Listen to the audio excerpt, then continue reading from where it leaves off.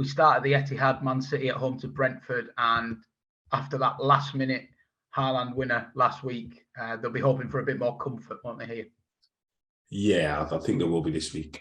I think it'll be a similar performance because I know it was 2-1 last minute against Fulham, but it was a dominant performance with 10 men. I don't know if there's many teams that can perform like that with 10 men, to be fair. I was at the game. But this week I see a more comfortable result. Brentford have the potential to score the pace they have on the counter, but I'm going to say 4-1 Man City. Liverpool are at home to Southampton. A first game in charge for Nathan Jones. An interesting appointment from Southampton, looking outside of the usual merry-go-round and not going for a manager from abroad, instead trying to pick one of the cherries from the Championship. Jones, a really big character, split opinion. This looks like a great first game for him to go with expectations low and maybe spring a surprise. Yeah, maybe. I don't see that happening, to be fair. I see Liverpool winning this game, but yeah, it is. Obviously, they've selected on the base of him as a development coach for the squad they have, because they have a young squad, and I know they want to go down the route of developing younger players to kind of progress and sell in the future. So was a surprise to see Ralph leave? No. More surprised to see Nathan Jones get the job, in the greatest respect. But I see Liverpool winning this game pretty comfortable. It may not be the big 9-0 that they did against Bournemouth, but I'm going to say a 3-0 Liverpool. Tottenham are at home to Leeds. More pressure on Antonio Conte after that League Cup defeat. He did rotate a little bit, but there's still probably enough strength out there to get past Forest, you would have thought. Home loss to Leeds here, and could you see the tide turning on him in terms of the Spurs fans, maybe? Yeah. Maybe starting to voice their opinion? Yeah, I think they're starting to turn already, aren't they? I think literally after the Liverpool game, it was getting booed and stuff. And again, it was a little bit harsh because I thought the second half they were really good. So, yeah, I don't see them losing this game, to be honest. I see them beating Leeds. But if that isn't the case, yeah, I definitely believe that the fans will call for him. And again, he seems like a proud man. So if they do suggest that, and there's a large number of fans that suggest it, then it wouldn't surprise me him leaving. I'll say it's 3-1 Spurs. Bournemouth meet Everton. These two just met in the League Cup. Bournemouth giving Everton a bit of a beating. And what is that like when you play a team twice in quick succession? Because the fixture list does throw that up sometimes, doesn't it, with the Cup? Yeah. Is that, if you've lost, is that in your mind that we need to get a bit of revenge here? Or? Yeah, it will be. But again, it's not necessarily revenge, just a better performance and a better result. It's kind of like, and it also depends on the players that play out. I know there was a bit of rotation from Frank Lampard. So that is probably a plus for them to look at and think, well, that wasn't our strongest team. I'm not saying it was Bournemouth's, but yeah, there's an opportunity then to make it right. But it's a big game for Frank, this. I've seen there was a lot of unrest after the game midweek. Again, I don't think anyone says they can't lose to Bournemouth. I think, but the way they lost, I think that was a surprising result to a lot of people. So it's an important game for Frank. Say they do better. I don't see it happening again to the same extent. So I'm going to say 2-1 Everton. Nottingham Forest, still bottom of the league, but showing signs of life. They're at home to Crystal Palace, who are just quietly going about their business as usual, getting some really great results. Do you think they can get another away victory here at Forest? Yeah, I do. I think their style suits the away from home. Even though it's not as, say, negative as previous managers. I think Pat's got a great balance. I think they've got a great harmony within the group. The players look like they want to play for him, which is always a plus for any team and any coach. I see them winning. Do Palace blow teams away? No, but they're hard to beat. So with Forest not having someone that they can rely on in front of goal, I'm going to say 2-0 Palace. Final 3 o'clock is West Ham at home to Leicester. Pressure building on David Moyes now. League Cup defeat to Blackburn, probably not that important in the grand scheme, but it's just another result that when you're struggling in the season, it just makes the mood turn a little bit more sour, doesn't it? Yeah, 100%.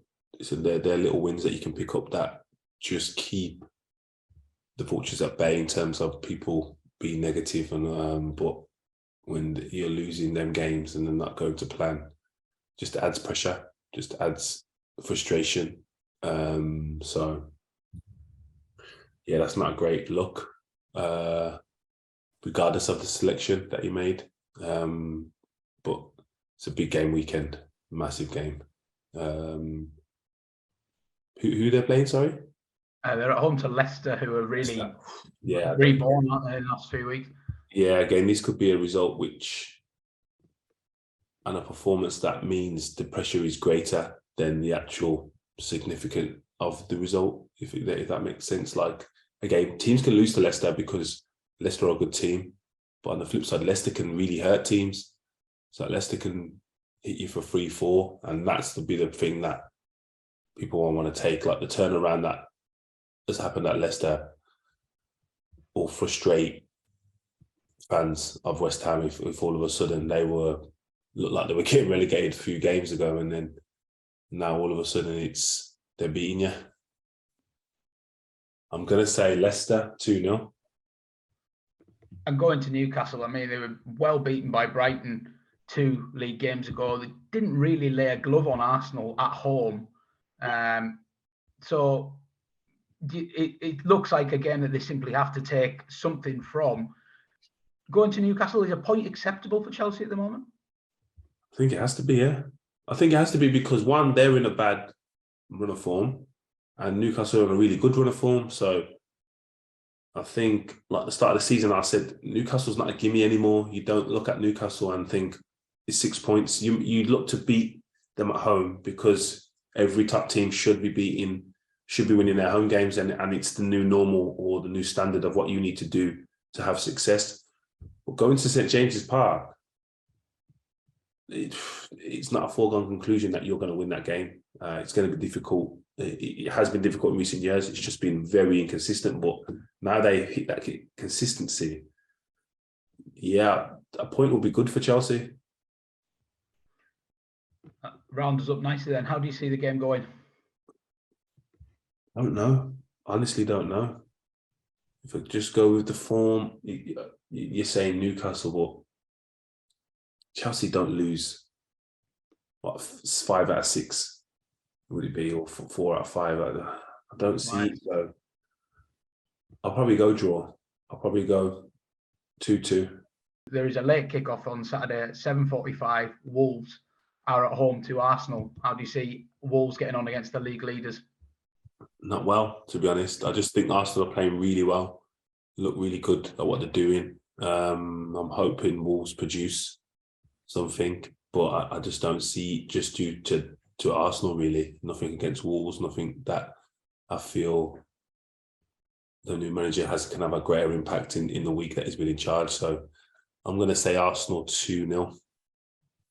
Then just the 2 games on Super Sunday to round us off and break the Premier League for 6 weeks or so. So we have first up Brighton at home to Aston Villa. Villa getting off to a dream start under Unai Emery, but now Brighton with back-to-back wins under Roberto De Zerbi as well. So 2 teams who'll be confident of a result here. Yeah, definitely. Brighton look really good. They just seamlessly have continued, which is a credit to Graham Potter and the new manager and the players, obviously. So, yeah, they seem like they know what they're doing. Villa, I think it was a good game, a great result, but a good game for Emery to be involved in. It's heightened performance from players in general anyway when you play in the big team, so more concentration there. I'm going to say Brighton win this game 2-1. I think the initial result for Villa was good, but I think this is a different animal. And then our final game of the weekend, Manchester United, after that loss to Villa, they have to go to Fulham. Very tricky game for them to bounce back in. We've seen it time and time again. Fulham and no pushovers this season. Yeah, Fulham, good team. Probably feel unlucky not to get anything out of the game last week, but it's the best team in the land, in my opinion. So there's no kind of disgrace to lose there, regardless of how many they have. United, I think there'll be changes. I think there'll be big changes, a lot of changes for this week. And I see them winning. I see United winning. So I'm going to say 2-0 United.